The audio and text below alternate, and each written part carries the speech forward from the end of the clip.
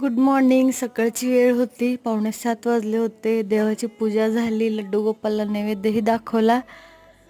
हे आहे आमचं देवघर आणि छोटासा लड्डू गोपाल. आरती वगैरे सगळं काही करून झालं. त्याच्यानंतर मम्मी स्वयंपाक बनवत होती सकाळी सकाळी. भाजी चपाती गरम गरम.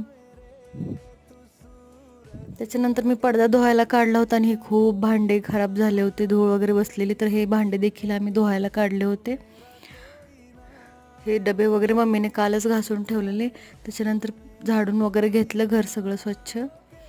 भांड्यांना आंघोळ देखील घातली, स्वच्छ धुवून काढले सगळे.